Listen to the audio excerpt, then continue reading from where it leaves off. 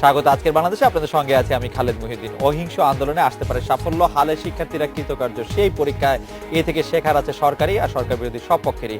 এসব নিয়ে আজকের আলোচনা আজকের বাংলাদেশে। আন্দোলন পাঠ কথা বলতে স্টুডিওতে আছেন নৌ পরিবহন মন্ত্রী শাহজাহান খান, আছেন বাংলাদেশের সমাজতান্ত্রিক দলের সাধারণ সম্পাদক কমরেড খালেকুজ্জামান এবং গণস্বাস্থ্য কেন্দ্রের প্রতিষ্ঠাতা পরিচালক ডক্টর জাফরুল্লাহ চৌধুরীও আছেন। তিনি কিছুক্ষণের মধ্যে আমাদের সঙ্গে যোগ দিচ্ছেন।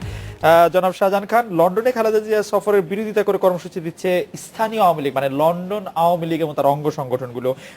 আপনি কি মনে করেন এতে আমাদের দেশের সম্মান বাড়ছে বা এটি খুব প্রয়োজনীয়? আপনি এই সম্পর্কে কি আপনার মূল্যায়ন কি? আমার মূল্যায়ন হলো যে আওয়ামী লীগ তার নিজস্ব একটা পলিসিতে চলে, বিএনপি তার নিজস্ব পলিসিতে চলে।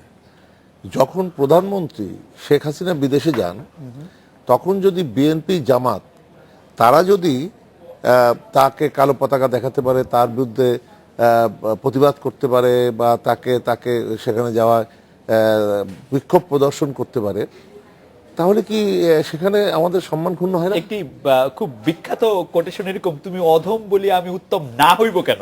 না, কথাটা সেখানে আর একটা বিষয় হলো, এই পেট্রোল বোমা মেরে এ পর্যন্ত কয়েক শত মানুষকে যে হত্যা করলো, তাদেরও তো বহুত পরিবার পরিজন সেখানে আছে, আত্মীয় স্বজন আছে, এবং তাদেরকে যে একটা ক্ষোভ বিক্ষোভ হতে পারে না যে খালেদা জিয়া এতদিন বসে বসে 3টা মাস বসে আমাদের আত্মীয় স্বজনকে হত্যা করলো, সে আসতেছে তার বিরুদ্ধে প্রতিবাদ করা, এটা তো তাদের মানে গণতান্ত্রিক অধিকার। সুতরাং এই অধিকারকে আপনি খর্ব করবেন কেন? না, সেটা ঠিক আছে, গণতান্ত্রিক অধিকার, কিন্তু আমি বলছিলাম যে বিদেশের মাটিতে মানে ওরকমটা করলে আসলে দেশের প্রতি, মানুষের প্রতি এক ধরনের, কারণ আপনি যত কিছুই বলেন আওয়ামী লীগ এবং ছাত্রলীগ এবং স্থানীয় আওয়ামী সংগঠনের পক্ষ থেকে আসলে সেই বিক্ষোভটি এক ধরনের অ্যারেঞ্জই করা হয়েছে আসলে সাংগঠনিকভাবে। আপনি কি মনে করেন যে কোনো আন্দোলন বা কোনো সংগ্রাম কেউ না কেউ ইনিশিয়েট না করলে হয়? সেটি অবশ্য মানে করতে হবে। তাহলে পরে সত্যের জন্য, যেমন মনে করেন আমি আন্দোলন করলাম এই 15 সালের জানুয়ারি ফেব্রুয়ারি মার্চের যে পেট্রোল বোমা মেরে আমাদের পরিবহন সেক্টরের 92 জন ড্রাইভার হেল্পার হত্যা করলো, মুক্তিযোদ্ধা হত্যা করলো, ব্যাংক কর্মচারী হত্যা করলো, হকার হত্যা করলো, রিক্সা শ্রমিক, গার্মেন্টস শ্রমিক এদের হত্যা করলো, ফল ব্যবসায়ী হত্যা করলো। এই যে আমি কি সংগঠন করছিলাম? সংগঠন করলাম শ্রমিক, কর্মচারী, পেশাজীবী, মুক্তিযোদ্ধা। এই যে যারা নিহত হলো তারাই কিন্তু সমন্বিতভাবে একটা সংগঠন আমরা করে দিলাম, সমন্বয় পরিষদ। তাহলে এটাকে ইনিশিয়েট আমাকে করতে হয়েছে। কেউ না কেউ এটা তো দায়িত্ব নিয়ে এই যে নৈরাজ্য এবং নাশকতা এর বিরুদ্ধে কেউ না কেউ দাঁড়াতে হবে। সেই কাজটা যখন আমি দাঁড়িয়েছিলাম তখন কিন্তু সাধারণ মানুষের একটা সমর্থন, বোমা মেরেও কিন্তু আমাদের আন্দোলন কিন্তু তারা স্তব্ধ করতে পারে নাই। একের পরে এক বোমা মেরেছে, তারপরেও কিন্তু স্তব্ধ করতে পারেনি। তাহলে এটা প্রমাণিত যে জনগণের সমর্থন আমরা পেয়েছিলাম বলেই কিন্তু এখন এখানে যারা নিহত হলো তাদের অনেক আত্মীয় স্বজন তারা তো লন্ডনে আছে, এবং যারা মনে করে যে বাঙালিকে হত্যা করেছে, এই হত্যাকাণ্ডের বিরুদ্ধে তার একটা প্রতিবাদ এটা জানাতেই পারে। না, সেটি ঠিকই আছে, তবে আমরা মানে আপনি বলছেন যে আমি মনে করি এটা সম্মান বাড়বে, কমবে না। এজন্য বাড়বে যে অন্যায়ের বিরুদ্ধে প্রতিবাদ করার শক্তি, সাহস আওয়ামী লীগের রয়েছে, এটাই প্রমাণ হবে। কমরেড খালেকুজ্জামান, গতকাল আমাদের এই অনুষ্ঠানেই জনাব আফসান চৌধুরী বলেছিলেন যে যত ধরনের মধ্যসত্যভোগী মুৎসদ্দিদের চেহারা আছে তার মধ্যে বামপন্থী যারা, তাদের চেহারাই সবচেয়ে নানা কারণে মনে হয়েছে যে তারাই সবচেয়ে দুর্বলতার বা স্খলনের পরিচয় দিয়েছে। তো সেই বক্তব্যটি আবার যখন আজকে আমাদের সামাজিক গণমাধ্যমগুলিতে আসছে, সেটি আবার খুব ব্যাপকভাবে আলোচিত হয়েছে। আমি মূল প্রশ্নে যাওয়ার আগে এই ব্যাপারে আসলে আপনার একটু মন্তব্য জানতে চাইবো যে আপনি দীর্ঘদিন ধরে বামপন্থী আন্দোলনের সঙ্গে আছেন, আপনি একটি সমাজতান্ত্রিক রাষ্ট্র সমাজের স্বপ্নও দেখেন, আপনি এই সম্পর্কে প্রথম কথা হলো যে বামপন্থী বলতে আর বুঝায় কি? একটা সময় ফরাসি পার্লামেন্টে যে ট্রেজারি ডান দিকে বসতো আর বাঁ দিকে বসতো বিরোধী, সেই হিসাবে ডান বাম। 1848 সালে কার্ল মার্কস যখন কমিউনিস্ট ম্যানিফেস্টো ঘোষণা করলেন, তারপর থেকে উনি একটা সেই ব্যাখ্যা যাওয়ার দরকার নেই, উনি বললেন যে এখন এই পুঁজিবাদী সভ্যতা আর মানুষকে দিতে পারবে না, যা দেওয়ার সেই দিন শেষ হয়েছে, ফলে এখন একটা নতুন সমাজ পরিবর্তনের দিক দিশা তুলে ধরলেন। এবং এই যে আদর্শ যারা বিশ্বাস করে এবং সেইভাবে সমাজ পরিবর্তনের কথা যারা বলে তারাই তখন থেকে বামপন্থী হিসাবে চিহ্নিত হয়ে আসছে। তাহলে এখন আজকে যারা এখন বামের কথা আপনি বলছেন, তাহলে এটা বাম কথার অর্থটা কি? রাইট। তাহলে যদি সেখানে একজন মনে করেন যে এই পুঁজিবাদী যে ব্যবস্থাটি আছে, এই ব্যবস্থা সাম্রাজ্যবাদের স্তরে যাওয়ার পরে বিশ্বব্যাপী এখন কি ঘটছে আজকে দেখেন, এই যে ইউরোপের দিকে তাকান, অবস্থাটা কি। আর যখন এখন আমেরিকা, একসময় আব্রাহাম লিঙ্কনের মতো লোক of the people for the people by the people বলছিল, আর সেই আমেরিকা এখন ইরাক, আফগানিস্তান এগুলো দখল করছে মিথ্যা কতগুলো কথা বলে। এবং সেই জায়গায় আজকে দেখেন যে সিরিয়ায় কিভাবে একদিকে মৌলবাদ একদিকে সাম্রাজ্যবাদ মিলে কিভাবে হাজার হাজার লক্ষ লক্ষ মানুষকে এইভাবে বিতাড়িত করছে দেশ থেকে। তো ফলে এইরকম একটা পরিস্থিতি সারা বিশ্বে এবং আমাদের দেশ সহ পুঁজিবাদী সাম্রাজ্যবাদী দুনিয়া সেটা একটা অশান্ত অবস্থা তৈরি করেছে এবং জনজীবন একদিকে মানুষের ধনবৈষম্য এবং শোষণ সমস্ত কিছুকে বাড়িয়ে চলেছে। তো সেই ক্ষেত্রে এখন কারা কিভাবে এটাকে ব্যাখ্যা করছেন, এখন আসলে তার মূল জায়গায় এটা গোলমাল আছে। অর্থাৎ বামপন্থী হিসাবে বলে তারা হয়তো কিছু মানুষকে এমনভাবে চিহ্নিত করেন যাদের সঙ্গে বামপন্থার কোনো সম্পর্ক নেই, বা তারা হয়তো দাবি করতে পারেন কিন্তু সত্যিকার অর্থে বামপন্থা মানে যারা একটা মার্ক্সবাদ লেনিনবাদের ভিত্তিতে একটা সমাজ পরিবর্তনের ইয়েটাকে বিশ্বাস করে, শুধু বিশ্বাস না সেই ক্রিয়াতে লিপ্ত আছে, তারাই শুধু বামপন্থী। ডক্টর জাফরুল্লাহ চৌধুরী আমাদের সঙ্গে এসে পৌঁছেছেন। ডক্টর জাফরুল্লাহ চৌধুরী, আপনি গণস্বাস্থ্য কেন্দ্রের প্রতিষ্ঠাতা পরিচালক, জাতীয় ওষুধ নীতি প্রবর্তন আপনার ভূমিকা রয়েছে। আপনি একজন চিকিৎসক হিসেবেও একজন চিকিৎসা বিজ্ঞানী, চিকিৎসা দার্শনিক আমরা এরকম বলতে পারি। আপনার কাছে জানতে চাইবো যে বিএনপির একটি অফিসিয়াল অবস্থান হচ্ছে যে বেগম খালেদা জিয়া চিকিৎসার জন্য বিদেশে গেছেন, তার পুত্র চিকিৎসার জন্য আসলে বিদেশে অবস্থান করছেন 8-8.5 বছর ধরে। আমরা অনেক উদাহরণ দিতে পারি, রাজনীতিবিদরা চিকিৎসার জন্য সবসময় বিদেশে যান। এই প্রবণতাটা কেন বলে আপনি মনে করেন, এবং আপনার জানা আছে কিনা যে এটি সত্যি চিকিৎসার ব্যাপারে আর কিছু থাকে কিনা? না, আমার জানা নেই। ওরা চিকিৎসার জন্য যাচ্ছেন, তার ছেলেকে দেখতে যাচ্ছেন, এটা আমার কোনো জানা নেই। তবে এটা সবচেয়ে বড় দুঃখজনক ঘটনা হলো, কয়েকদিন আগে আমাদের প্রেসিডেন্ট সাহেবও এই কানের ব্যথা, নাকের ব্যথা বলে সর্দি কাশির জন্য সবারই বিদেশ যাওয়ার প্রবণতা। সবচেয়ে খারাপ জিনিস যেটা হয়েছে, আমি খুব দুঃখের সাথে আমার একদিকে শ্রদ্ধাও নিবেদন করতে চাই, সৈয়দ মহসিন আলী মারা গেছেন, উনি এন্তেকাল করেছেন। এখানে এই 35 লাখ টাকা খরচ করে সিঙ্গাপুর যাওয়ার অর্থহীন যে প্রচেষ্টা আমাদের, এটা তো একটা খারাপ। তার সাথে সাথে আমার সবচেয়ে খারাপ লাগছে বিএনপি তার এই এন্তেকালে সমবেদনা জানাতে যায়নি। এটা আমার কাছে অত্যন্ত অসৌজন্যবোধ বলে মনে হয়। আমাদের রাজনৈতিক নেতৃবর্গের এই সৌজন্যবোধ কবে আসবে চাই না। ঠিক একইভাবে আমি বলতে চাই, আমাদের অনেক পুরানো রাজনীতিবিদ মওদুদ আহমেদের ছেলে আমান মারা গেছেন। এখানে যদি আমার মাননীয় প্রধানমন্ত্রী একটা শোক বার্তা পাঠাতেন, ক্ষতি হতো না। এটা আমাদের সৌজন্যবোধ, এটা আমাদের সবল রাজনীতির, আমি মনে করি যে এইসব মিনিমাম এইসব করা উচিত। কথায় কথায় চিকিৎসার জন্য বিদেশ যাওয়া কোনো মতে অভিপ্রেত না, এটা বিশেষত সরকারি পয়সায়। আচ্ছা, সরকারি পয়সা এটি অভিপ্রেত না। জনাব শাহজাহান খান, এই ব্যাপারে কি আপনি কোনো মন্তব্য করবেন? যে আমরা প্রায় শুনি যে রাষ্ট্রের শীর্ষ পর্যায়ের কর্তারা চিকিৎসার জন্য বিদেশে যাচ্ছেন, এটি কি আসলে খুব জরুরি? মানে আপনি কি মনে করেন যে শুধু যান সরকারের উচ্চ পর্যায়ের লোক এরাই যান, না, সরকারের উচ্চ বাংলাদেশের পর্যায়ে অন্য লোক যায় না? না, অন্য লোক যায়। এবং আমি আপনাকে বলি, আজ থেকে প্রায় 5 বছর আগে আমারই এক ছোট ভাইয়ের বন্ধু ডাক্তার, জি, হয়তো কেউ চিনতে পারেন, এয়ার হাওলাদার, সে 1 কোটি টাকা খরচ করে কিন্তু লাশ ফেরত আসছে ইয়ার থেকে। সেও কিন্তু তো চিকিৎসার জন্য বাইরেই গেছিল, কারণ অ্যাক্সিডেন্টে সে যে অ্যাক্সিডেন্ট করলো এখানে তার জ্ঞান ফেরেনি, পরে ওখানে পাঠালো, তার খরচ হলো 1 কোটি টাকার উপরে। রাষ্ট্রের পয়সায় রাষ্ট্রীয় কর্তা ব্যক্তিদের বিদেশ যাওয়া প্রসঙ্গে আমরা কথা বলছিলাম। যদি এখন ব্যবসায়ীরা বা যার টাকা আছে সে যায়, আমরা তার কথা বলতে পারবো না। এবং ট্যাক্সটা দিয়ে গেলেই ভালো, ট্যাক্সটা দিয়ে গেলে বিষয়টা হলো যে আপনার যেমন সরকারি চাকরি যারা করেন, জি, তাদের এই চিকিৎসার সুযোগগুলো আছে। যেমন মনে করেন মুক্তিযোদ্ধা, সেই মুক্তিযোদ্ধাদের জন্য বিভিন্ন হসপিটালে তাদের সুযোগ আছে, কেবিন আছে। এমনকি বঙ্গবন্ধু মেডিকেল বিশ্ববিদ্যালয় কিন্তু তাদের চিকিৎসার বিনা পয়সায় তাদের চিকিৎসার সুযোগ আছে। সুতরাং তাহলে এই টাকাটা কে দেয়? সরকার দেয়, জনগণ দেয়। জনগণ দেয়, সরকার মানে তো জনগণ। জি, তাহলে একজন রাষ্ট্রপতি, প্রধানমন্ত্রী বা অন্য কোনো মন্ত্রী সে চিকিৎসার জন্য গেলে সে তো খরচ পাবেই। এটা যেমন আপনাকে একটা ঘটনা বলি, জনাব শাহজাহান খান, আমরা আসলে একটু অন্যদিকে চলে যাচ্ছি। আমাদের এটা প্রশ্ন ছিল যে আমাদের এখানে যদি অতি সামান্য কারণে চোখ, নাক, কান, গলা যেগুলো আমাদের দেশে চিকিৎসা হয় বলে আমাদের বিশ্বাস, সেই ক্ষেত্রে যদি রাষ্ট্রের শীর্ষ পর্যায়ের কর্মকর্তারা বিদেশে যান তাহলে সেটা কোনো বড় প্রভাব করে কিনা? আপনি যদি বলেন যে এটা কোনো প্রভাব নেই, আমি মেনে নিতে রাজি আছি। না আমি মেনে নিতে রাজি আছি যে আপনি যদি না, এটা কি, এটা তো অর্থনীতিতে এমন প্রভাব, কারণ এর জন্য না, একটা অর্থনৈতিক budget- প্রভাবের কথা আমি বলছি না, মানে সাধারণ মানুষ কি এইটা মনে করতে পারে কিনা যে এই দেশে আমাদের প্রেসিডেন্টের চিকিৎসা হয় না পেশেন্টের চিকিৎসা হবে না কেন, হয়, বা কোনো, কিন্তু বাইরের চিকিৎসাটা অনেকে আস্থা রাখে। আমার মনে হয় যে সেটি আপনি ঠিকই বলেছেন, আমি এটি নিয়ে আর তর্ক করতে চাই না। আমি পুরনো একটি প্রসঙ্গে ফিরে যেতে চাই। সেই প্রসঙ্গটি হচ্ছে এরকম যে বেসরকারি বিশ্ববিদ্যালয়ে ভ্যাট আরোপ, তারপরে তা প্রত্যাহার, এর মধ্যে দিয়ে আমরা 3-4-5 দিন ঢাকা শহর অবরুদ্ধ থাকলাম, পরে আবার আমরা এটাতে ফিরে আসলাম। এই পুরো ব্যাপারটি যে আমাদেরকে নাকাল করলো, এর দায় আপনি আসলে কাকে দিবেন? মন্ত্রিসভার একজন গুরুত্বপূর্ণ সদস্য হিসেবে আপনি যদি একটু বলেন। আমি যেটা মনে করি যে বিষয়টা হলো যে ভ্যাট বা ইনকাম ট্যাক্স এগুলো দেওয়া, এটা কিন্তু সরকারকেই আপনি সেটা দিচ্ছেন।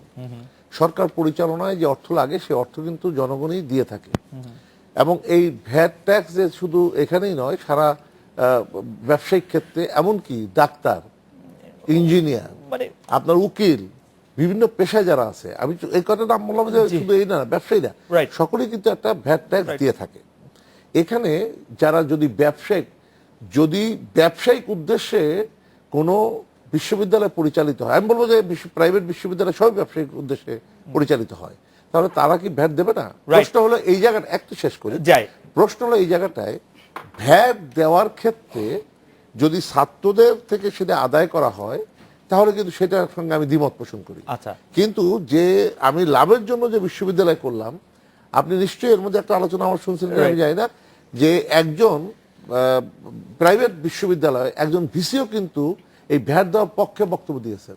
কেন দিয়েছেন? বলেছেন যারা ব্যবসা করি আমরা, তারা কেন দেব না? না, জনসাধারণ এই কথা ঠিকই আছে, কিন্তু এই 5 দিনের এখন ভ্যাট আরোপ, ভ্যাট প্রত্যাহার, আমরা যে মাঝখানে আটকে থাকলাম, এতে আপনি একটু বিব্রত হয়েছেন কিনা? অবশ্যই সবাই বিব্রত হবে না কেন? জি। এবং আমি যেটা মনে করি জি। সেটা হলো যে সরকার এই ব্যাপারটা খুব মানে সফটলি, যেটাকে বলি কি বলা যাবে ভালো বাংলায়, কোমল ভাবেই এইটাকে নিয়েছেন। কারণ এইখানে ছাত্ররা আন্দোলন করেছে, তারা ভুল করুক, সঠিক করুক, তারা আন্দোলন করেছে। স্বৈরাচার বা অন্য কেউ যদি হতো তাহলে এটা গুলি করে বন্ধ করতো বা লাঠিপেটা করতো বা টিয়ার গ্যাস মারতো। সরকার কিন্তু এগুলোতে যায় নাই। কেন যায় নাই? যে ছাত্রদের এই বিষয়টাকে যখন আমরা বুঝাতে পারি নাই, ঠিক আছে এটা নিয়ে পরে হবে, আমরা সেটাকে প্রত্যাহার মানে আমরা সঠিক ছিলাম, ওদেরকে বুঝাতে পারে নাই, ওরা অবুঝ, সেজন্য আমরা বেঠিক হয়ে গেলাম।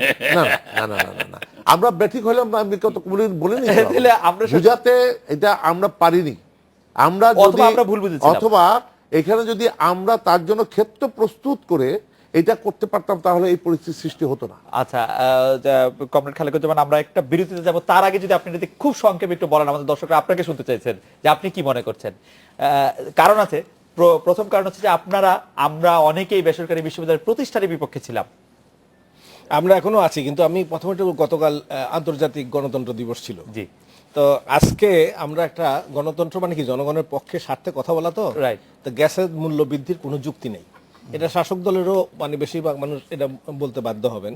তাহলে ওরা কি করলেন, এখন আজকে তারা গণতান্ত্রিক আচরণ করলেন স্বৈরতান্ত্রিক কায়দায়। এবং একদিকে দেখেন আমাদের রংপুরে পুলিশ প্রথম লাঠিপেটা করলো, এবং তারপরে ছাত্রলীগ এবং যুবলীগ মিলে পুলিশের সহায়তাকারী হিসাবে ভূমিকা পালন করলো।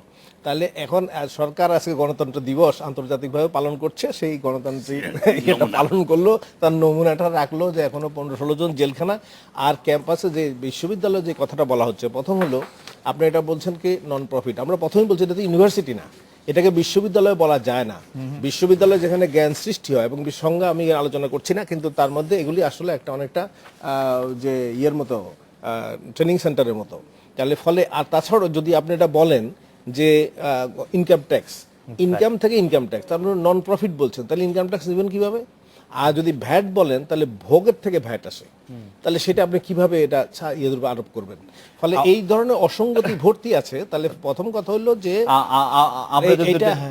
আমরা যদি জানি যে অসঙ্গতির কথা আসলে মন্ত্রিসভার নানা সদস্য নানাভাবে আসলে বলেছেন, কিন্তু যাই হোক সরকার একটি সিদ্ধান্তের ব্যাপার। ডক্টর জাফরুল্লাহ চৌধুরী, আমরা একটা বিরতি নিচ্ছি, বিরতির পর যখন ফিরে আসব তখন আমি আপনার কাছে একটু জানতে চাইবো যে আপনি বাংলাদেশের রাজনৈতিক পরিস্থিতি, সরকার এবং বিরোধী দল উভয়ের রাজনৈতিক কার্যক্রম, আপনি এই মুহূর্তে রাজনৈতিক কার্যক্রম কিভাবে আপনি বিশ্লেষণ করছেন, আপনার মূল্যায়ন আমরা শুনবো। আমরা একটা বিরতি নিয়ে ফিরছি আপনার কাছে।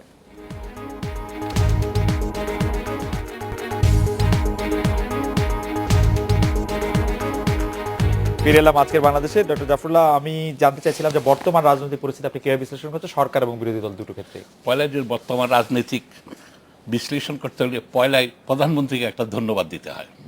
উনি অত্যন্ত বুদ্ধিমত্তার পরিচয় দিয়েছেন। ভ্যাটের সম্পর্কে কিছুক্ষণ আগে যে আলাপটা করছিলাম, উনি মুহিত সাহেবের কথায় দিনকে রাত বলতে রাজি হন নাই। পরিষ্কারভাবে ভ্যাট হলো যে ভোক্তা, যে ওষুধ কিনবে সেই তো ওষুধে সে ভ্যাটটা দেয়, যে মিষ্টি খায় সেই তো দেয়, কিন্তু এখানে শিক্ষাকে এটা পণ্য হতে পারে না। সুতরাং এইটা উনি পয়লাবারেও যদি প্রধানমন্ত্রী সংসদে বলেছেন দিতে হবে, তারপরেই উনি বুঝতে পেরেই এটাকে এটা, কিন্তু এটার একটা খারাপ দিকটা সবচেয়ে হলো কি, একটা ভালো দিক হলো যে বলে যদিও আমাদের জীবনযাত্রা ব্যাহত হয়েছে, এটা একটা ভালো এক্সাম্পল হলো বিএনপির জন্য। বিএনপি যদি এটা থেকে কিছুটা শিখে থাকে, যে সবাই ঘরের মধ্যে আবদ্ধ না হয়ে অকুপাই ওয়াল স্ট্রিটের মতো অকুপাই সাত মসজিদ রোড, অকুপাই শান্তি রাস্তার একটা 1/3 ছেড়ে দিয়ে সাধারণ তাকাচ্ছে আমার দিকে, কি অবস্থা হবে, তাহলে হয়তো দেশের রাজনীতি আসবে। দেশের এখন তো রাজনীতি নেই, এখন আমলাদের শাসন আছে। এখন তারপরেও কি আমলারা এত সফল হয়েছে, ইনাদের সাজান খানের মতো ব্যক্তিরা থাকতে, রাজনীতিবিদ থাকতে, তারা কি করে আমলাদের কথায় ময়মনসিংহ বিভাগ করলেন, আমি সেটা বুঝেই পাই, আমার কোনো বুদ্ধিতে কুলায় না। বিভাগ সবসময় বিভাগ হলো একটা আমলাদের সুবিধার বিষয়।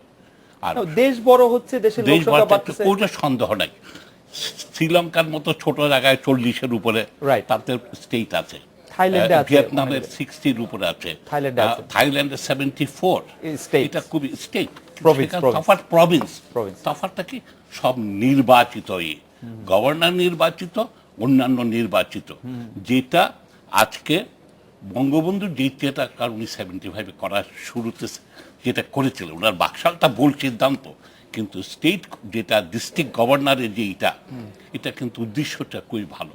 আমার মতে এটা অত্যন্ত ভিশনারি ছিল, এটা গণতন্ত্রের পদ্ধতিতে ছিল। কিন্তু এখানে প্রদেশ ছাড়া, প্রদেশ দিতে পারেন, স্টেট বলতে পারি আমরা, পুরানো 17টা ডিস্ট্রিক্ট হতে পারে, 10টা যে প্রদেশ হতে পারে, যাই কিছু হবে।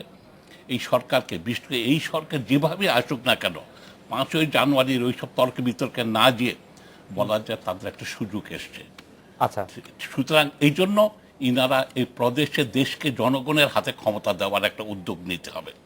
দ্বিতীয়টা যেটা আমি বলতে চাচ্ছি, এই সরকারের যা অ্যাচিভ করার অ্যাচিভ করে ফেলেছেন, যেভাবে রাজনীতির দাবা খেলায় উনি জিতে গেছেন, জিতে করেছেন, 17,000 লোককে যে আটকে রেখেছেন, কথার পর বেল দেবেন না, শওকতের মতো লোককে 5টা মামলা, আজকে যদি ক্ষমতায় না থাকেন, শাহজাহানের ভাইয়ের নামে আমি দিয়ে দেব, যে ধানমন্ডিতে 3টা গাড়ি পড়াইছেন আর মাদারীপুরে 8টা পড়াইছেন। এই সংস্কৃতির অবসান দরকার, এটা না হলে কোনো লাভ হবে আমার না। মনে হয় যে জনাব শাহজাহান খান নিশ্চয়ই এটা বলবেন, কিন্তু জাফর ভাই এটাও তো সত্য যে গাড়ি আসলে পুড়েছে, এটা খুবই মানুষ খারাপ। না, মরেছে, এটাকে আমি এটাকে এটা কি condemn করবেন? করছি। না, আমি জাস্ট একাডেমিক জানতে চাচ্ছি যে এটা কি করবেন, আমি কি যদি করবেন বিচার হলে চাই। আপনি তো নামতে দিচ্ছেন না, আপনি মিটিং করতে না দিলে, এই যে দেখেন ছাত্রদেরকে, এরাই একটা অত্যন্ত শোভনীয় কাজ করেছে, তাও কি ধরেন এটা সরকার তো উচকে দিয়েছে, এটা কি করা উচিত ছিল আমাকে বলে? প্রথম দিন ছড়াগুলি, এটা কোনো দরকার ছিল না, এটাতে ভ্যাট হতেই পারে না, আমার সংবিধান বিরোধী কাজ, অনৈতিক কাজ। Right. তারপরে আমি আসি, দেশের আর রাজনীতিটা গ্রো করছে না, বিএনপি গ্রো করাতে পারছে না, আর আওয়ামী লীগ করতে দিচ্ছে না। যেমন ধরেন আজকে যে কোথায় আমরা চলে গেছি, আমাদের বিচার বিভাগ, আসলে কি বিচার বিভাগ স্বাধীন আছে? বিচার বিভাগের যে কাদা ছুড়াছুড়িটা দেখছি আমরা, মানিক সাহেবের পত্রালাপ, মিস্টে ফোন আলাপ, পত্রালাপ, এইসব তো একটা প্রশ্ন আসবেই। তবে এইসব কিন্তু বাহ্যিকভাবে আলোচনা হওয়াই ভালো আমার মতে। আমার মনে হয় যে এই ব্যাপারে নিশ্চয় আলোচনা হবে। কিন্তু আপনি যে রাজনৈতিক কারণে যে এইসব কথাবার্তা বলছিলেন, শাহজাহান ভাই প্রথম মামলার কথা উনি বললেন, রাজনীতিটা গ্রো করতে না দেওয়ার কথা বললেন, আমলাদের হাতে, আপনারাও আমলাদের কর্তৃক পরিচালিত হওয়ার কথা বললেন, যেটা আমি যদি ঠিক বুঝে থাকি, যে রাজনীতিবিদরা আমলাদের দ্বারা পরিচালিত হওয়া একটি দেশের জন্য ভালো লক্ষণ না, যদি উনার কথা। থিওরিটিক্যালি ঠিক আছে, আমাদের কথায় রাজনীতিবিদ্যা চলবে না। যদি সেটাই হতো, তাহলে কিন্তু শেখ হাসিনা এই ভ্যাট প্রত্যাহার করে আজকে এটা প্রমাণ করতেন না যে ঠিক আছে এটা ছাত্রদের একটা দাবি, ওই দাবিটাকে মেনে নিলেন। আমি যদি ধরে নেই, যদি আপনাদের আলোচনায় যে এটা আমলারা করাইছে, আসলে এটা কতটা সত্য আমি জানি না, তবে আমি মনে করি যে এটা রাজনীতি, একজন রাজনৈতিক নেতা হিসেবে শেখ হাসিনা তার বিচক্ষণতার পরিচয় দিয়েছেন। যেমন আপনার ধন্যবাদ মনে আছে, দিলেন, আমি তো ডক্টর সেটা জাফর বলবো, ইকবাল। আমি তো ওটা দিয়েই আপনাকে শুরু স্মরণ করে করেছি। দিই, যখন এরশাদ সাহেব ক্ষমতায় ছিলেন তখন ছাত্র আন্দোলন দমাবার জন্য গুলি করছে, মানুষ মারছে, গাড়ির চাপায় পিষ্ট করছে, বহুত ঘটনা ঘটেছে। এবং বিএনপিও কিন্তু ইয়ের দমনের নামে সেও গুলি করছে, বহু কৃষক মারা গেছে, শ্রমিক মারা গেছে, কানসার্টে বিদ্যুতের দাবিতে আন্দোলন করছে, সেখানে মারা গেছে। আপনি কি বলতে পারবেন শেখ হাসিনার সময় আন্দোলন করতে গিয়া না, রাস্তায় আন্দোলন ঘন্টা করতে দিক দিচ্ছি। আন্দোলন খালেকুজ্জামান করতে ভাই গিয়া। মারা যায় নাই, কিন্তু খালেকুজ্জামানের না, এই সাদা না, শার্টটি, এই এই সাদা শার্টটি আমি রক্তে না, না, না, আন্দোলনের রক্ষার্থে যখন আপনার ডাকসু নির্বাচন এই দিচ্ছেন না জায়গাটাই কেন? আপনি শোনেন, ডাকসু বিষয়টা নির্বাচন হলো- কেন দিচ্ছেন না? আমি ওই জায়গাটা পরে, ওইটা ভিন্ন জিনিস। এখানে যে বিষয়টা হলো যে রাজনীতি আওয়ামী লীগ করতে দিচ্ছে না, বিএনপি করতে পারছে না। আসলে কথাটা আমি এইভাবে মনে করি না, এই জন্য করি না। বিএনপি একবার অবশ্য জাফর ভাই বলেছেন যে ওরা রাজনৈতিকভাবে হেরে গেছে, মানে তাদের দাবা হারের- খেলায় ওনারা হ্যাঁ, দাবা পরাজিত খেলায় হয়েছেন, সেটি- ওনারা হেরে গেছে। কথাটা কিন্তু অমূলক বলেন নাই। আপনি অ্যালজাবরা মিলাতে হলে পরে সূত্র জানতে হবে নাকি? মানে অনেক কিছু জানতে হবে, সূত্র জানতে হবে একটা আছে। সূত্র মাস সূত্র এ প্লাস বি, তাহলে চালাকি করাটাও কি ঠিক কাজ এ কিনা? প্লাস বি হোল স্কয়ারকে যদি আপনি না জানেন আপনি অ্যালজাবরা মিলাতে পারবেন না। তাহলে পরে কিন্তু রাজনীতিতেও চালাকি করে- রাজনীতিও কিন্তু আপনার একটা সূত্র আছে। সেই সূত্রটা কি? কার জন্য রাজনীতি, কিসের জন্য রাজনীতি? রাজনীতি হলো জনগণের জন্য। তাহলে রাজনীতি যদি জনগণের জন্য হয় তাহলে কি হবে? পেটে ক্ষুধা নিবারণের জন্য যে অর্থনৈতিক যে সমৃদ্ধি আনা দরকার, সেটা রাজনীতি করার উদ্দেশ্য হলো যে মানুষের যে অধিকার এবং স্বার্থ রক্ষার কথা বলা, এইটার একটা সুযোগ, যেটা আমরা গণতন্ত্রের কথা বলি সেটা। তারপরে আপনি আসেন যে দেশের স্বাধীনতা সার্বভৌমত্ব রক্ষার প্রয়োজনীয় ব্যবস্থা, এটা রাজনীতির আমার উদ্দেশ্য, যাতে আমি আমার স্বাধীনতা সার্বভৌমত্বকে ক্ষুণ্ণ না করতে পারে, এবং দেশের দারিদ্র্য বিমোচন করা, এটা এই সমস্ত যদি আমার উদ্দেশ্য হয়ে থাকে তাহলে পরে আমি এই কাজগুলো করার জন্য একজন রাজনৈতিক কর্মী হিসাবে আমাকে কি করতে হবে? জনগণকে সম্পৃক্ত করতে হবে আমার দাবির পক্ষে। যেমন করে আমি আগেই বলেছি যে শ্রমিক, কর্মচারী, পেশাজীবী, মুক্তিযোদ্ধা এরা যে সমন্বিত হয়ে খালেদা জিয়া যে পেট্রোল বোমা রাজনীতির বিরুদ্ধে যে ঐক্যবদ্ধভাবে আমরা মাঠে নামলাম, এটা কি আওয়ামী লীগের আন্দোলন? এটা কি 14 দলের আন্দোলন? এটা কি জামান ভাই ইয়ের আন্দোলন? আন্দোলন ওনার যে বাসদের আন্দোলন? তা না, কিন্তু এটা হলো সকল শ্রেণী পেশার মানুষের সমন্বিত আন্দোলন। আপনাকে বুঝতে হবে, আমি কিন্তু আর যারা আমাকে ভুল করি নাই। ভুল করেছে বিএনপি কোন জায়গাটায়?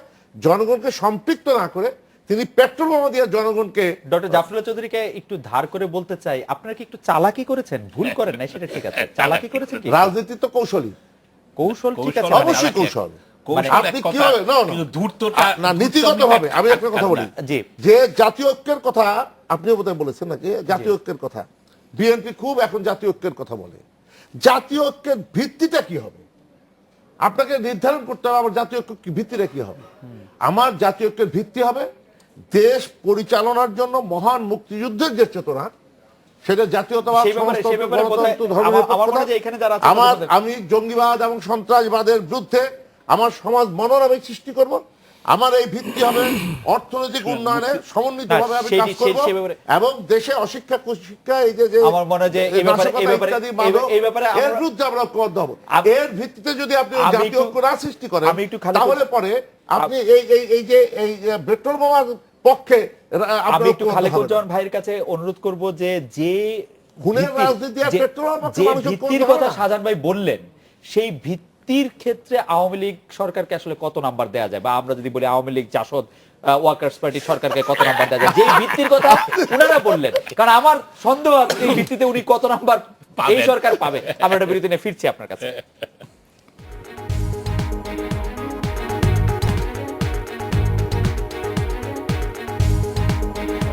ফিরে এলাম আজকে বাংলাদেশে। জনাব কমরেড খালেকুজ্জামান, আপনার কাছে জানতে চাচ্ছিলাম, যেটিকে ভিত্তি বলে ধরছেন বাংলাদেশ পরিচালনা করার বা বাংলাদেশকে এগিয়ে নিয়ে যাওয়ার জাতীয় ঐক্য এবং বাংলাদেশ মানে বাংলাদেশের ঐক্যের জন্য, সেই ক্ষেত্রে আওয়ামী লীগ আসলে কত, বা এই সরকার আসলে কত নম্বর পাবে? তারা এই জায়গায় ঠিক আছে কিনা?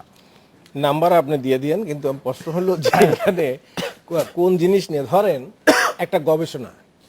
আজকে যেমন ক্যান্সারের ওষুধ নিয়ে আবিষ্কারের জন্য গবেষকরা যখন গবেষণা করে তখন কি হয়? তখন সেখানে মারামারি হয়, লাঠিয়াল দরকার হয়, বোমা দরকার হয়? দরকার হয় না। তখন হলো অনেক বেশি পরীক্ষা নিরীক্ষা, জ্ঞান চর্চা ইত্যাদি দরকার হয়। আবার যদি আপনি বলেন যে জনগণের সেবা, অর্থাৎ কিভাবে আরও বেশি আপনি জনসেবা করবেন, কিভাবে আরও বেশি শাসন ব্যবস্থাকে গণতান্ত্রিক করবেন, তাহলে এটা নিয়ে মারামারি হওয়ার কথা না। তাহলে যদি আপনি লুটপাটকে এটা তন্ত্র বানান, তার মানে শাসন ক্ষমতা মানে হলো এর মধ্যে একটা লুটপাটের ব্যাপার আছে। তাহলে দেখেন, চট দখল যদি করতে হয় তাহলে লাঠিয়াল লাগে, আর যদি গবেষণা করতে হয় তাহলে কিন্তু জ্ঞান বিজ্ঞান লাগে। তাহলে এখন আজকে যেটা আমরা দেখি, একটা হলো যেমন বিশ্বব্যাপী আমেরিকানরা যেটা করে, কখনো ওয়ার ম্যানুভারিং, কখনো পিস ম্যানুভারিং। একসময় যুদ্ধের দামা বাজায়, আরেক সময় শান্তির বলিকপ চায়। আবার এখানেও আমরা দেখি যে একদিকে রাষ্ট্রীয় সন্ত্রাস, দলীয় সন্ত্রাস, আবার তারপরে এসে কেউ চালাকি, সঠতা। এটা একটা ওই গল্পের আছে না, নন্দীপুর আর গোসাইগঞ্জ 2 গ্রামের কেউ লেখাপড়া জানে না, তো মাস্টার 2 জন আনছে, এরা আমার মাস্টার বেশি জানে, ওকে আমার মাস্টার বেশি জানে, বলে একটা কম্পিটিশন লাগাও। তো কম্পিটিশন লাগানোর ক্ষেত্রে তো এক মাস্টার একটু চালাক ছিল, তো প্রথম যিনি একটু কম চালাক তিনি বলছেন একটা কঠিন শব্দ বের করছে, বলছে যে বলেন তো দি হর্নস অফ এ ডিলেমা অর্থ কি? তো ভাগ্যিশ্বর জানা ছিল, বলছে উভয় সংকট। আর এ ভাবছে যে লোকজন এনে কেউ লেখাপড়া জানে না, সুতরাং এখানে আমার ওই চালাকে দিয়ে জিততে হবে। তো সে বলছে দেখেন, আমরা 2 জন শিক্ষিত মানুষ, ঝামেলা করার দরকার কি? আমি একটা সোজা কথা আমরা জিজ্ঞাসা করি, বলেন তো আই ডোন্ট নো অর্থ কি? জোরে বলেন। তো বলছে আমি জানি না। তো এখন এইটা দিয়ে তো একটা জ্ঞান চর্চা হয় না, এটা দিয়ে তো আপনার ছাত্রদের শিক্ষা হয় না। তাহলে সেগুলি এই ধরনের যদি রাজনীতি আপনি নিয়ে যান, তাহলে সেটা কি হয়? না, খালেদ ভাই, আমি তাহলে আপনাকে প্রশ্নটা একটু রিফ্রেশ করতে চাই। উনি যেখানে হচ্ছে সাধারণ মানুষের ভাত কাপড়ের নিরাপত্তার কথা বলেছেন, সাধারণ মানুষের উন্নতির কথা বলেছেন, সেই সব ক্ষেত্রে এবং সব মানুষের মধ্যে সম্প্রীতির কথা বলেছেন, এবং একটি জাতীয়তাবাদ বাংলাদেশকে সামনে রেখে মুক্তিযুদ্ধের ভিত্তিতে এগিয়ে নিয়ে যাওয়ার কথা বলেছেন, সেই ক্ষেত্রে আওয়ামী লীগ সরকার কতটা পয়েন্ট পাবে বা কত নাম্বার পাবে, সেই ক্ষেত্রে আমি বলছিলাম। শাহজাহান খান ব্যক্তি হিসেবে তার আকাঙ্ক্ষা নিয়ে আমি কোনো সন্দেহ এটা পোষণ করব না, কিন্তু তার দল যে কাজটা করতেছে সেই কাজটা আপনি দেখেন যে একদিকে ন্যূনতম মানুষের বেতন কত? 3,000 টাকা বেসিক, আর আরেকজনের বেসিক কত? 78,000 টাকা। তাহলে 3,000 টাকা বেসিকের, না 8,000 হলো সরকারি কর্মচারী, 8,200, সেটা 13,000 আসে, কিন্তু উপরতলা সেক্রেটারিরা, তাহলে সেখানে তো 78,000, 80,000 টাকা। তাহলে কত হয়? একদিকে আপনি বেতন দিবেন, একই বাজারে তো সদাই করবেন না, তাহলে আচ্ছা, যদি আমি সেটা বলছি না যে আপনি বৈষম্যটা কত থাকবে, এটা কি 10:1, 20:1 এই থাকবে? তো ফলে এখন একটা মানুষের তো তাকে তো বাঁচার জন্য সেই ব্যবস্থাটা করতে হবে। তো ফলে এখানে যদি আপনি দেখেন যে কতগুলি যে বিধান যেগুলি চলছে রাষ্ট্র পরিচালনার ক্ষেত্রে, যেটা বলছেন যে ভ্যাট আরোপ করে কত টাকা পেতে চেয়েছিলেন? 100 কোটি টাকার একটু কম, 50 কোটি টাকা, 60 কোটি টাকা। সব ওই দিনই পত্রিকায় আসছে 3টা প্রতিষ্ঠান ট্যাক্স ফাঁকি দিয়েছে 40 কোটি টাকা। এবং এই ধরনের আরো বাকি, যেটা আমাদের অর্থমন্ত্রী বলছেন 4,500 কোটি টাকাই না, একটা শুধু বেসিক ব্যাংক থেকে তো 4,500 কোটি টাকা চলে গেছে, ব্যাংক থেকে 11,000 কোটি টাকা, ওটা বলছে 8,000 কোটি টাকা, 8,000 কোটি টাকা হবে, এবং তার নামটাও আসলো না দুদকে। এবং বিদেশে আপনার যে এই বা ইয়েরা মালয়েশিয়া, আমার মনে হয় জনাব শাহজাহান খান এই বিষয়গুলি একটু উল্লেখ করবেন। আমি একটু পরের প্রসঙ্গে যেতে চাই। জনাব জাফরুল্লাহ, আপনার কাছে যে গতকাল বিশ্বজুড়ে জাতিসংঘ যে দিবসটি পালন করলো গণতন্ত্র দিন, এবং সেখানে বলেছেন যে স্পেস ফর সিভিল সোসাইটি বা সুশীল সমাজকে জায়গা করে দিন। আপনিও সুশীল সমাজের একজন খুব সম্মানিত সদস্য, আপনি এইটি কিভাবে দেখেন? আমি কিন্তু ব্যক্তিগতভাবে মনে করি, যেহেতু সুশীল সমাজ জনগণের রায় নিয়ে প্রত্যক্ষভাবে আসেনি, তাদের জন্য এরকম জায়গা ছেড়ে দেওয়ার কথা বলাটা খুব বেশি গণতান্ত্রিক হয় নাই আসলে জাতিসংঘের পক্ষ থেকে। আমি একমত। এটা সুশীল সমাজ কোনো দায়িত্ব নেবে না, উড়ে এসে জুড়ে বসবে, ওটা জনসাধারণ বুঝে। ওই জন্য মধ্যস্থতা আমাদের 2-4টা বক্তৃতাতে জনসাধারণ উদ্বেলিত হয় না, এবং এটা সবচেয়ে ভালো বোঝেন প্রধানমন্ত্রী। উনি বুঝছেন যে এদের হিসাবের মধ্যে নিতে হবে না, তাই উনি আমাদেরকে হিসাবের মধ্যে নেন। ঠিক আছে, আমি কিন্তু একটু অন্য কথায় ফিরে যেতে চাই। আজকে ধর্মের ইটা কিন্তু আওয়ামী লীগ সবসময় ধার্মিকদের সঙ্গে থেকে ধর্মপাঠী। আজকে বঙ্গবন্ধু শেখ মুজিবুর রহমান যখন 10ই জানুয়ারি 1972 সন দিল্লিতে নেমে পয়লা কি কথা বলেছিলেন, আমি মুসলমান এবং তারপর আমি বাংলাদেশি, যেটার জন্য প্রথমে বলছিলেন আমি মানুষ। না না, প্রথম সেটা মূল কথাটা হলো আমি মুসলমান, এবং যে কারণে ভারত একটু চিন্তিতই ছিল। এবং আমরা যদি ওআইসি সম্মেলনে যোগ দেওয়ার জন্য তিনি আসলে সেটা তো ওরা চাই না। যখন কাউ মিস্টার কাউ যখন আসলেন আমাদের রয়েরই, তারা কিন্তু এই জন্য তাদের এটা এটা খুব প্রত্যাশা করেন নাই, তারা খুব খুশি মনে ছিলেন না এই সব বক্তব্য। তার চেয়েও আরও ছিল কি, আমাদের ভুলে গেলে চলবে না, মাদ্রাসাটাকে শুরু করালেন কে? ইসলামিক স্টাডিজ, ইসলামিক সেন্টার এবং এবং এটা আলেমদেরই। একাডেমিক ইন্ডাস্ট্রি একটু জানতে চাইছি যে 21 বছর ধরে যে বঙ্গবন্ধু শেখ মুজিবুর রহমান এবং তার দলের বিরুদ্ধে এই প্রচারণা চালানো হলো যে তারা আসলে একটি সমাজতান্ত্রিক, একটি ধর্মনিরপেক্ষ, একটি ধর্মহীন রাষ্ট্র করতে চেয়েছিলেন, তার কারণ কি আসলে? 21 বছর কিন্তু এই প্রচারণা চালানো হয়েছে এবং তার বিপক্ষে আওয়ামী লীগের বিপক্ষে শক্তিগুলিকে, একটি ধর্ম নির্ভর দলগুলিকে আসলে এককাট্টা করা হয়েছে, তার কারণটা কি? এটা হলো কি আসলে, এটা এখানে আমি যেটা বলি, যারা অন্যরা যারা ছিল তারা পুরাপুরিভাবে আওয়ামী লীগকে স্টাডি করেনি।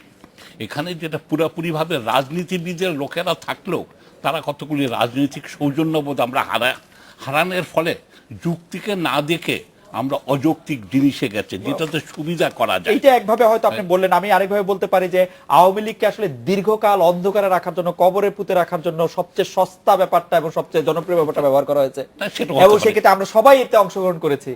না, সেটা একটা প্রচারণা ছিল, সেটা সত্যি কথা, এবং সেটা ছিল বলে আজকে যাওয়ার অপোজিট সাইডে এত যেতে হবে তার তো কারণ নেই। যেখানে বুঝে যাচ্ছে আমাদের ওদিকে যাওয়ার আওয়ামী লীগের কোনো কারণ নেই। আজকে আলেম সমাজের উদ্ভব, একটা ভালো বই আছে, একজনের পিএইচডি থিসিস আছে, এরা সেটা তারিক ফজল বলে রাজশাহী বিশ্ববিদ্যালয়ের একই, কিরকম ভাবে আলেম সমাজের উদ্ভব 72 সনের পরের থেকে কিভাবে তারা আস্তে আস্তে হেফাজত পর্যন্ত এসছে, যেটা নিয়ে আমরা আমাদের সব দলই যাইয়ে আছে। এটার জন্য কিন্তু এটা আওয়ামী লীগ তার নিজের ব্যর্থতাটা করছে।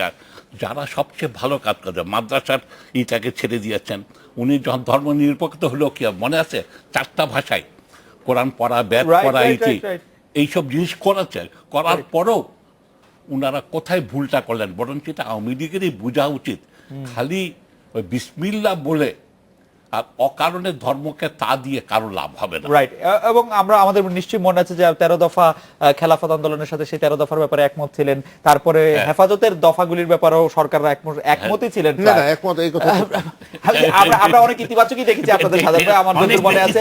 আমরা হেফাজতের 13 দফা একমত ছিল। এই 13 দফা আমি বলি যে দেখা করেনি হাসান মাহমুদ কয়বার দেখা করেছে, সেটা ভিন্ন জিনিস, কিন্তু সরকারের সিদ্ধান্তটা কি ছিল?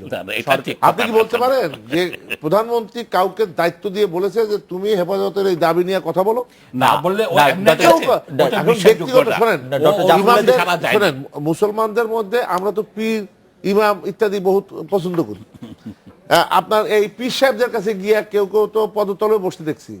এই আমি আপনার শাহ কি শাহ সুফি আহমদ শাহ নাকি এই হেফাজতের আমির আহমদ শফি যখন ইয়েতে মিটিং করলেন, সেখানে আমরা তো দেখেছি ডাক্তার মোশাররফের মতো লোক, ডাক্তার কাজী জাফরের মতো লোক, তারপরে আরো অনেক বিএনপি নেতারা তার পদতলে বসেছিল। সে চেয়ারে বসা তার অর্থটা কি?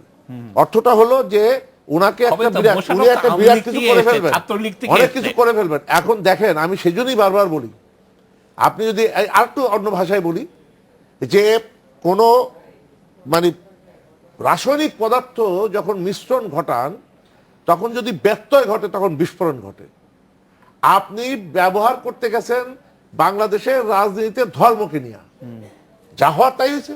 না, ব্যত্যয় ঘটলেও বিস্ফোরণ ঘটে, এবং ডক্টর জাফরুল্লাহ মতো যারা বিজ্ঞানী আছেন তারা কিন্তু ইচ্ছা করেও বিস্ফোরণ ঘটাতে পারবেন। সেই কারণেই তো জাফরুল্লাহ ভাই তো ভালো কথা বলছে যে বিএনপি কাপড় চুপড় নষ্ট করে কাপড় চুপড় নষ্ট করে ফেলেছে। তার মানে হলো বিএনপি, আমি যে কথা এতক্ষণ তাহলে বললাম, এক কথার মধ্যে যে সব পরিষ্কার হয়ে যায় যে উনি, আমি যা বলছি উনি এক কথায় সেই কথা বলেছেন। আচ্ছা, এরপরে একটা কথা বলতে চাই, একটু ব্যাখ্যাটা ক্লিয়ার হয়। আমার মনে হয় যে বঙ্গবন্ধু এখনো আপনারা তার ভাষণ আপনারা দেখেন, বোধহয় 10 জানুয়ারি 1972 তিনি পরিষ্কারভাবে বলেছেন, আমি মানুষ, আমি বাঙালি, আমি মুসলমান। আমাকে একটা বিরতি নিতে হচ্ছে।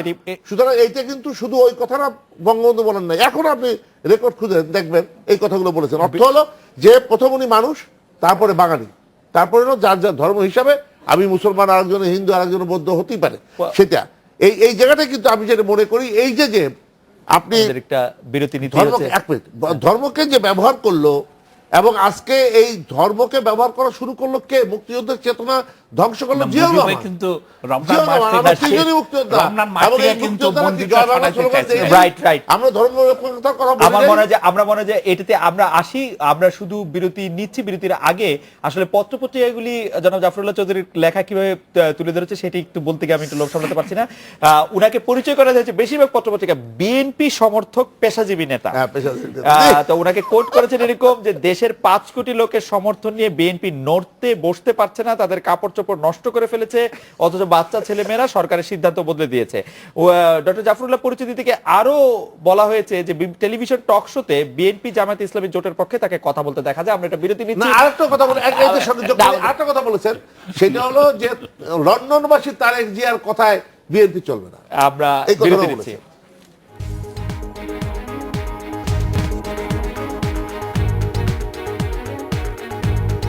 ফিরে এলাম আজকের বাংলাদেশে। জনাব শাহজাহান খান অনেকগুলি কথা বলছিলেন। কমরেড খালেদ জন, এই ব্যাপারে আপনার একটু মতামত শুনতে চাইবো যে আওয়ামী লীগ আসলে কখনো ধর্মকে ব্যবহার করে নাই, ধর্মকে ব্যবহার করা শুরু হয়েছে তারপরে এবং বিভিন্নভাবে ধর্মকে ব্যবহার করেই আসলে বাংলাদেশ রাজনীতিকে কলুষিত করা হয়েছে, এটি শাহজাহান ভাই বলতে চাইছিলেন পুরো। আমাদের মুক্তিযুদ্ধের যে চেতনা যেটা গড়ে উঠেছিল সেটা একটা অসাম্প্রদায়িক এবং একটা গণতান্ত্রিক আন্দোলন এবং শোষণমুক্ত একটা সমাজ প্রতিষ্ঠার লক্ষ্যে সেটা পরিচালিত হয়েছিল। এখন দেখেন সেই সময় আওয়ামী মুসলিম লীগ থেকে আওয়ামী লীগ শব্দটা বাদ দেওয়া হয়েছিল, তাতে কিন্তু আওয়ামী লীগের অগ্রযাত্রা ব্যাহত হয় নাই। এবং সেই সময় ওরা মৌলবাদীরা স্লোগান দিত তোমার আমার ঠিকানা মক্কা আর মদিনা, তার কাউন্টারে আসছে তোমার আমার ঠিকানা পদ্মা মেঘনা যমুনা। সেদিন তারা স্লোগান দিত নারায়ে তকবীর আল্লাহু আকবার, তার কাউন্টারে এসছে জয় বাংলা। তাহলে এগুলি তো আটকায় নাই, তো বরঞ্চ সেটাই তো মানুষ গ্রহণ করেছে। তার মানে সেদিন মানুষকে আপনি ধর্মনিরপেক্ষতা চেতনায় অর্থাৎ সাম্প্রদায়িক এই ধরনের একটা ভাব মানুষ থেকে মুক্ত না হলে একটা জাতীয় চেতনা গড়ে ওঠে না। তাহলে সেই সময় যারা আন্দোলনের নেতৃত্ব দিয়েছিলেন তারা এটা বুঝেছিলেন যে সাম্প্রদায়িক ভাব মানুষ থেকে মুক্ত করতে না পারলে একটা জাতীয় চেতনা গড়ে উঠবে না, আর এই জাতীয় চেতনা গড়ে না উঠলে জাতীয় স্বাধীনতার সংগ্রামটা আগাবে না। এবং একইভাবে শোষণ মুক্তির চেতনা সেগুলি জানেন, এগুলি সবই। কিন্তু স্বাধীনতা উত্তরকালে মুক্তিযুদ্ধের সেই চেতনা থেকে যত আপনি দূরে সরছেন ততই কিন্তু আপনাকে আবার আপোষ হয়। মুক্তিযুদ্ধের ব্যবসা করতে, ধর্ম নিয়ে ব্যবসা করতে হচ্ছে, এখন একটা বিসমিল্লাহ, ওদিকে রাষ্ট্রধর্ম, এগুলি বসাতে হচ্ছে। এইসব জিনিস এগুলো আসলে অপ্রয়োজনীয়। কিন্তু প্রয়োজন কেন? প্রয়োজন হচ্ছে যেহেতু আপনি যেই চেতনার ভিত্তিতে লড়াইটা করলেন, যেখানে যেই আদর্শের দ্বারা বাংলাদেশের স্বাধীন হলো, সেটাকে অনুসরণ যদি না করেন তাহলে এগুলি আপনার কাজে লাগাতে হবে। আমি এই ব্যাপারে একটু ডক্টর জাফরুল্লাহকে শুনতে চাই যে আমরা দুটি যুযুধান রাজনৈতিক দলের বিরুদ্ধে অনেক কথা বলি, কিন্তু আমরা জনগণ আবার তাদের পিছনে গিয়ে দাঁড়ায়, সেই জন্যই তারা এত শক্তিশালী হয়। এর কারণ কি বলে আপনি মনে করেন? আমাদের খুব কম সময়, আপনি যদি একটু বিস্তারিত বলেন। এর আমি যেটা মূল কারণ হলো আমরা দুইটা এই ধারা থেকে বেরিয়ে আসতে পারিনি। এটা দুটা দলের চেয়ে তৃতীয়। যেমন কি আজকের যে আমি বামের কথাই ধরি, বাসদ সিপিবির সাথে হলো, আর বাকি কাকু আনতে পারলো না, তারা এখনো আসেনি, আনতে পারেও নাই। আমি ঠিক উল্টা ভাবে উঠতে চাই, এখনো পর্যন্ত তাদেরকে যেটা এইটা হচ্ছে আমাদের এই উদার মানসিকতার এখনো লক্ষণ দেখা যাচ্ছে না আমাদেরকে।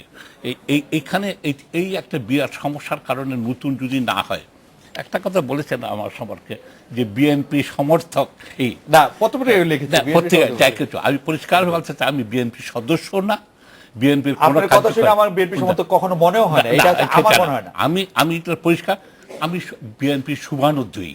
আচ্ছা। কারণটা কি, আজকে আওয়ামী লীগের এত স্বেচ্ছাচারিতা এটা আরো বেড়ে যাবে যদি বিএনপি একদম ফিনিশ হয়ে যায়। মানে আওয়ামী লীগের ভালোর জন্য আপনি বিএনপির ভালো চান? আমি চাই যে আরো রাজনৈতিক দল থাকতে হবে। মুক্তিযোদ্ধা হিসেবে সেটা চাওয়া উচিত, আমি তো মনে করি ঠিকই করছেন। না, এটাকে তাদেরকে থাকতে হবে আমাদেরকে গণতান্ত্রিক পরিবেশের জন্য। আমাদের দেশে আসলে যদি আজকে যদি বিরোধী দল না থাকে, আমরা নিশ্চয়ই এরশাদ সাহেবকে দিয়ে বিরোধী দলের হবে না। সেই কারণেই আমি তাদেরকে যে কথাটা বলি, বিএনপিকে আজকে আমাদের উভয় দলকে এবং আরও নতুন দল আসতে হবে, যেটা তৃতীয় আনফর্চুনেট আসে। দেখেন, ধরেন আজকে দুর্ভাগ্য কীরকম, মান্নাকে, শাহজাহান খান আছেন, মান্নাকে এখনো জেলে রাখা কি উচিত হচ্ছে? জাফরুল ভাই, আমাদের আর সময় নেই, আমরা এই মান্না ভাই সম্পর্কে একটি বাক্য, দুটি বাক্য শুনতে পারবো জনাব শাহজাহান খান আপনার কাছ থেকে? না, মান্না সম্পর্কে আমি একদিন পরিষ্কার মান্নার সামনেই যা বলেছি তা উত্তর দিতে পারে নাই। মান্না আদর্শিক ভাবে সে কি, আমার প্রশ্ন ছিল সেটা, সে সেটা বলতে পারে এই শর্ট টাইমে হবে না। তবে একটা জিনিস খুব আমি একটু বলি, নতুন না, এই যে আমি পুরান কথাই বলতে চাচ্ছি, এই না মান্নার ব্যাপারটা তো আপনি নতুন আনলেন। এই আপনার এই যে খালেদা জিয়া বিদেশে চলে গেলেন, এর আগে এতদিন উনি গেলেন না, 8 বছরের মধ্যে ছেলে মারা গেল, তাকে ওখানে দেখতে গেলেন না, একে তারেক রহমানকে দেখতে গেলেন না, হঠাৎ করে এই মুহূর্তে গেলেন কেন? এটা দুইটা বিষয়, আমি আমার ব্যক্তিগত ওপিনিয়ন, সেটা হলো উনি বুঝে ফেলেছেন যে তার এই দুর্নীতির মামলা সাজা হয়ে যাবে, সে আর হয়তো দেশে ফিরবে না। এক, তৃতীয়টি সেটা হলো যে আপনার একটা উনি দেশে সরকার, ফিরে আসবেন। একটা সরকার উৎখাতের জন্য ষড়যন্ত্র, এই ষড়যন্ত্র করার জন্য কিন্তু, কারণ একটা জিনিস বুঝে গেছে, নির্বাচন, গণ অভ্যুত্থান, সামরিক শাসন, যে তিনটা পথে সাধারণত জনাব শাহজাহান খান, সরকার আমাদের হাতে পরিবর্তন সময় হয়, নেই। সেই সুযোগ আর জনাব নেই। শাহজাহান খান- সুতরাং ষড়যন্ত্র করা ছাড়া জনাব শাহজাহান খান, বিএনপির আর কমরেড কোনো খালেকুজ্জামান, বিকল্প ডাক্তার নাই। জাফরুল্লাহ সেই চৌধুরী, আপনাদের কারণে অনেক হয়তো এই ধন্যবাদ। কিন্তু ষড়যন্ত্র আপনারা যদি জমে এত কিছু বুঝলেন, ওনাকে বিদেশে যেতে দিলেন কেন সেটি আমি বুঝতে পারি না। আমরা দেবই তো। মানে আমরা দেবো, আমরা কারণ কি- আপনারা ষড়যন্ত্র আহ্বান করেন। জনাব শাহজাহান খান, খালেকুজ্জামান, ষড়যন্ত্র জাফরুল্লাহ চৌধুরী, আপনাদের ধরা অনেক পড়ে ধন্যবাদ। এই যাচ্ছে, ছিল আজকে বাংলাদেশে দেখা হচ্ছে আগামীকাল এই সময়। শুভরাত্রি।